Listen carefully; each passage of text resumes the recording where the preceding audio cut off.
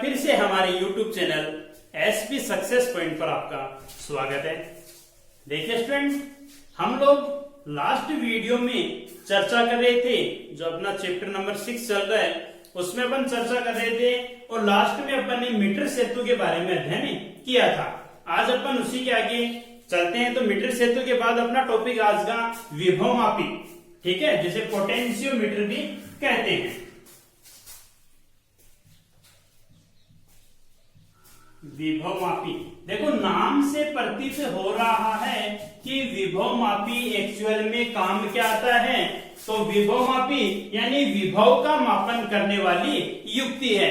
अब दिमाग में क्वेश्चन अपने आ रहा होगा कि विभव का मापन तो वोल्टमीटर भी करता है कि नहीं। वोल्टमीटर से भी अपन विभव मापते हैं। तो जब वोल्टमीटर विभव का मापन करता है तो विभव मापी अपन काम में क्यों लेते हैं, ठीक है। देखिए वोल्टमीटर है और विभव मापी, पहले इन दोनों की चर्चा करते हैं अपन कि वोल्टमीटर और विभव मापी दोनों में फर्क कितना सा होता है। तो देखिए वोल्टमीटर को जब परिपथ में आपको पता है कि वोल्टमीटर कौन से क्रम में संयोजित होता है, समांतर क्रम में संयोजित होता है। और मापन किसका करता है, विभवांतर का मापन ही करता है। लेकिन फर्क कितना सा है कि वोल्टमीटर है वो परिपथ में संयोजित करने के पश्चात, जैसे मान लो ये लिख देते अपन,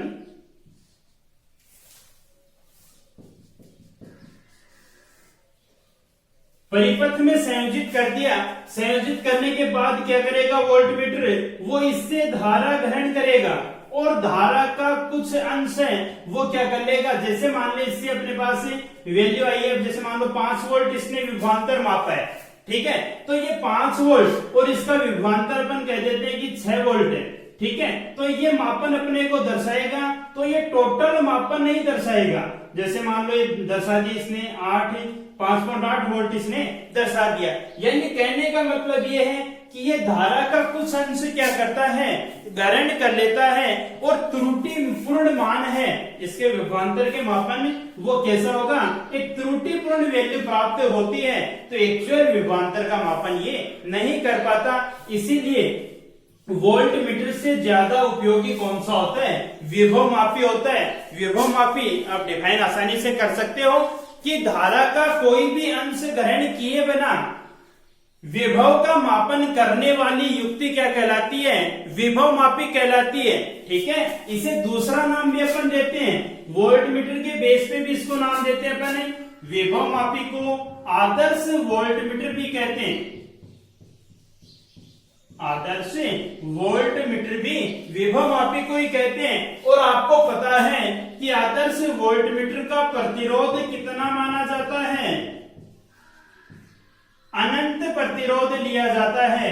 आदर्श वोल्टमीटर का प्रतिरोध क्या होता है, अनंत होता है। अब साथ साथ ही आप एक बात और ध्यान रखना कि जब आदर्श वोल्टमीटर का प्रतिरोध अनंत होता है तो आदर्श एमीटर का प्रतिरोध कितना होता है। तो ध्यान रखना, आदर्श एमीटर का प्रतिरोध है वो 0 होता है।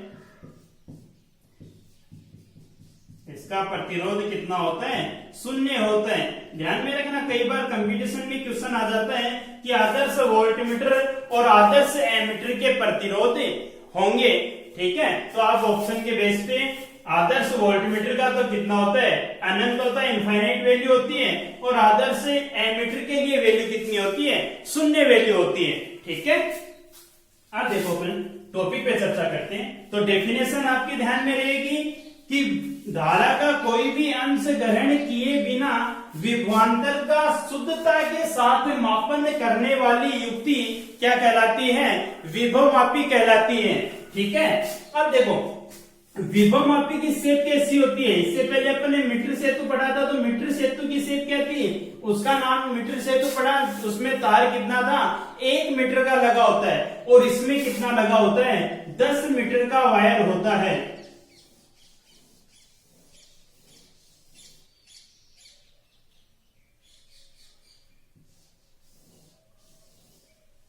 ठीक है, जैसे मान लो नाम दे दिया ए और बी कि 2 टर्मिनल के मध्य 10 मीटर का तार कसा रहता है। इसी शेप में कसा रहता है, तखत होता है और उस तखत पे 10 इसी क्रम में लगे होते हैं और इनके साथ में एक पैमाना लगा होता है जिसकी लेंथ कितनी होती है 1 मीटर लंबाई का पैमाना होता है।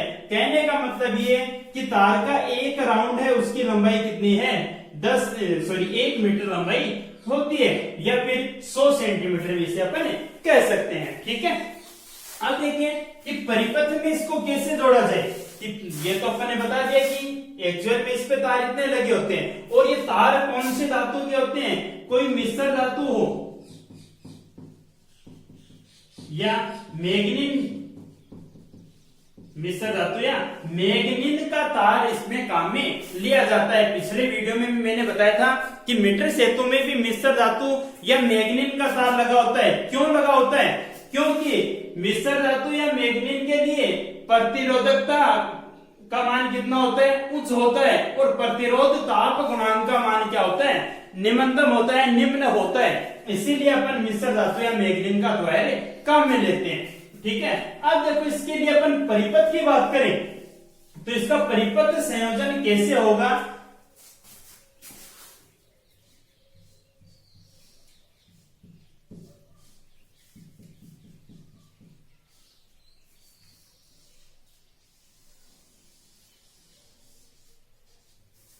ये तो अपने पास वायर था ए बी, ठीक है, और वायर के साथ में धारा नियंत्रक लगा है और ये इसके अपन प्राइमरी सेल कह देते हैं, प्राथमिक यानी विभव मापी से अपन कोई भी दो सेलों की विद्युत वाहक बलों की तुलना भी कर सकते हैं।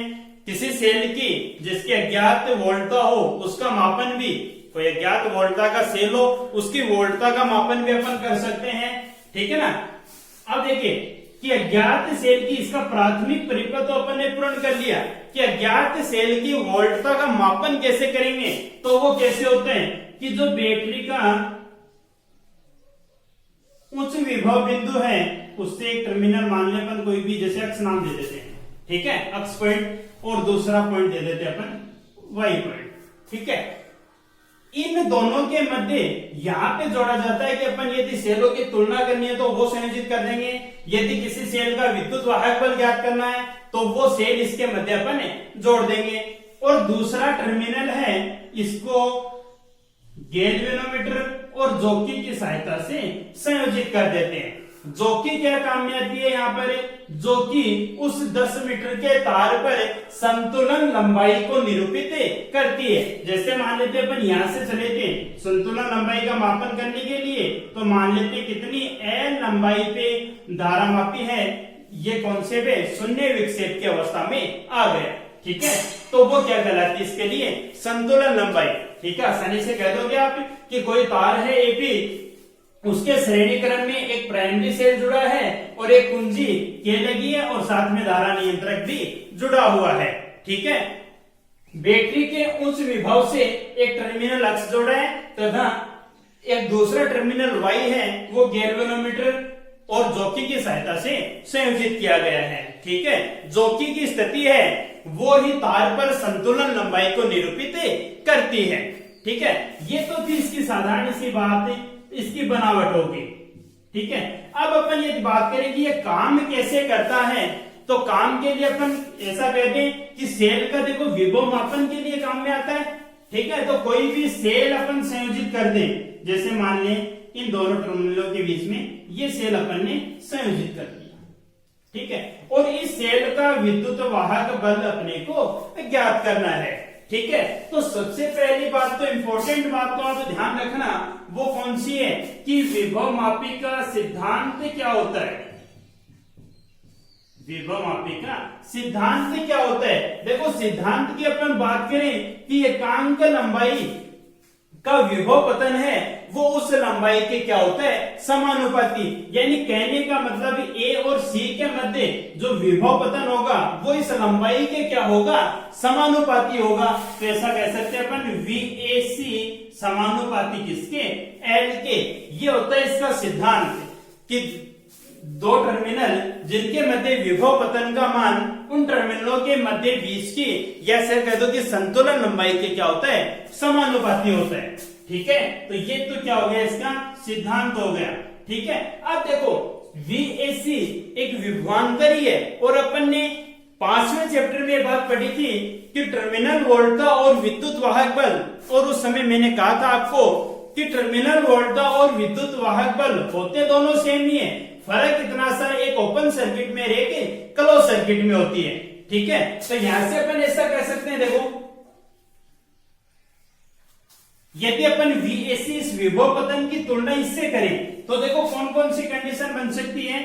अपन ऐसा कहते हैं कि विभव VAC का मान है वो यदि एप्सिलॉन इस विद्युत वाहक बल से ज्यादा है, तो इस अवस्था में देखो पिछले में भी व्हाइटस्टोन से तो अपन ने पढ़ा था, उस टाइम भी हम लोगों ने चर्चा की थी, 3 पॉइंट अपन ने दिए थे, वहां पर भी विभव की धारा है वो कौन से टर्मिनल से कौन से टर्मिनल की ओर प्रवाहित होती है।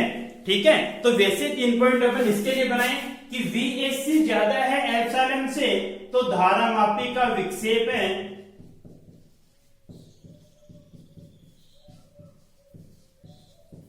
एक दिशा में, कोई सी भी दिशा में हो सकता है, जैसे मान लो यही तो था गैल्वेनोमीटर, तो धारा मापी का विक्षेप है वो मान लेते इधर आ गया। ठीक है, दूसरी अवस्था कि VAC लेस देन एप्सिलॉन, तो धारा मापी का विक्षेप क्या हो जाएगा, दूसरी दिशा में हो जाएगा। ठीक है, धारा मापी का विक्षेप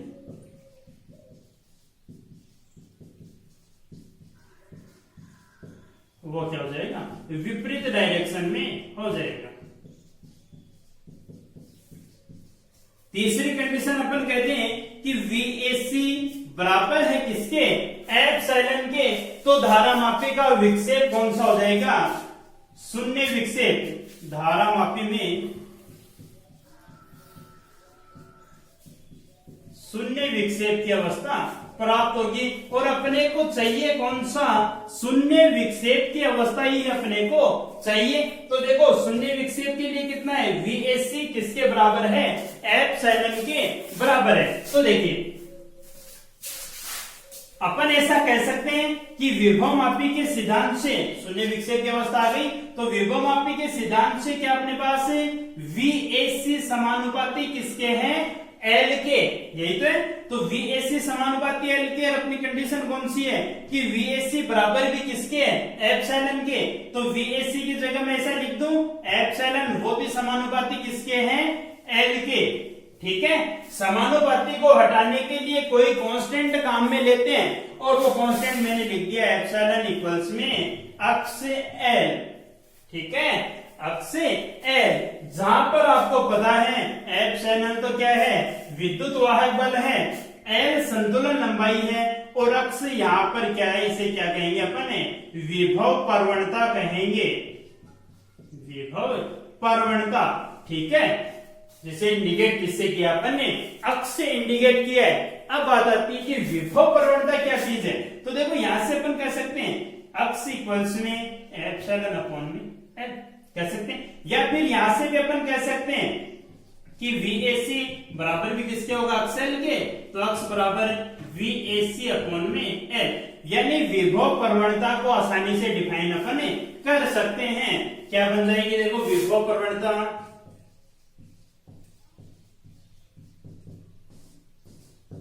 क्या कहेंगे, फॉर्मूला अपने पास कौन सा बना, अक्ष इक्वल्स में VAC अपॉन में L, यानी एकांक लंबाई का विभव पतन ही विभव प्रवणता कहलाता है।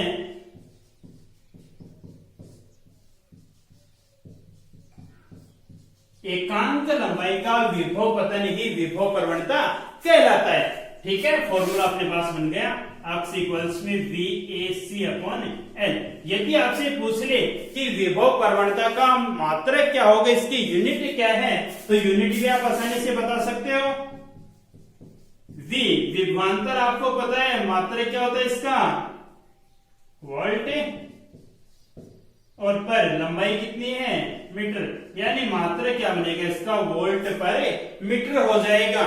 ठीक है, आसान सी डेफिनेशन थी, तो एक डेफिनेशन बन गई अपने पास, और एक विभव मापी ज्यादा कुछ बात नहीं, विभव मापी में अपने पास साधारण सी बात थी, ठीक है ना। एप्सिलॉन इक्वल्स में कितना आया था, अक्स एल, ठीक है। साथ साथ अपने एक बात और करें कि विभव प्रवणता के अलावा एक आता है विभव मापी की सुग्राहिता। विभव मापी की सुग्राहिता वो क्या होती है, तो ध्यान रखना, विभव मापी की सुग्राहिता विभव प्रवणता का व्युत्क्रम ही होती है, ठीक है। यानी कैसे कहेंगे कि सुग्राहिता 1 विभव प्रवणता, यानी विभव प्रवणता का व्युत्क्रम है, वही क्या कहलाती है, इसकी सुग्राहिता कहलाती है, ठीक है। देखो कई बार आपको ये भी कह देता है कि आप विभव मापी के लिए विभव प्रवणता के मान में वृद्धि किस प्रकार करोगे, या सुग्राहिता के मान में वृद्धि किस प्रकार करोगे, ठीक है। तो अपने पास फॉर्मूला था x इक्वल्स में VAC अपॉन L, यानी आसान बात कह सकते हो आपको, यदि विभव प्रवणता के मान में वृद्धि करनी है तो देखो लंबाई को कम कर दो, लंबाई को कम कर देंगे तो मान में वृद्धि होगी, ठीक है। विभवांतर के मान को बढ़ा दो तो भी x के मान में वृद्धि होगी, ठीक है। फॉर्मूले से आप बता सकते हो दोनों बातें। और सुग्राहिता की बात है तो जस्ट इसका उल्टा हो जाएगा, यानी सुग्राहिता है उसके लिए फॉर्मूला क्या हो जाएगा, L/VAC, ठीक है। तो ये हो जाएगी सुग्राहिता और विभव प्रवणता के x इक्वल्स में VAC अपॉन में L है, ठीक है। इसके बाद अपन छोटी सी बात और एक डेफिनेशन की ओर कर लेते हैं, विभव मापी का मानकीकरण। तो विभव मापी का मानकीकरण देखो क्या होता है कि यदि अपन ने परिपथ में जो अज्ञात वोल्टता का सेल प्रयुक्त किया था उसकी जगह यदि किसी मानक सेल जिसका विद्युत वाहक बल अपने को पता हो उसकी जगह यदि मानक सेल प्रयुक्त कर दिया जाए तो वो क्या कहलाता है, विभव मापी का मानकीकरण कहलाता है। यानी सेल केवल अपने को चेंज इतना सा करना है कि जैसे मान लो इसको मानक सेल एप्सिलॉन एस कह देते हैं, ठीक है, कि विभव मापी के या XY टर्मिनल के मध्य एक ज्ञात विद्युत वाहक बल का सेल प्रयुक्त करने पर प्राप्त संतुलन लंबाई, ठीक है, संतुलन लंबाई में प्राप्त होगी तो सेल प्रयुक्त करना ही क्या कहलाता है, विभव मापी का मानकीकरण कहलाता है, ठीक है। तो 2-3 छोटी डेफिनेशन थी, थोड़ा सा मैटर अपने पास से विभव मापी का था, ठीक है, तो ध्यान में रहेंगे। इसके बाद अपने चैप्टर में टॉपिक आएंगे, वो छोटे छोटे टॉपिक ही हैं, केवल और केवल विभव मापी के अनुप्रयोगी हैं, तो वो करेंगे अपन नेक्स्ट वीडियो में। आज के लिए इतना ही काफी है, धन्यवाद।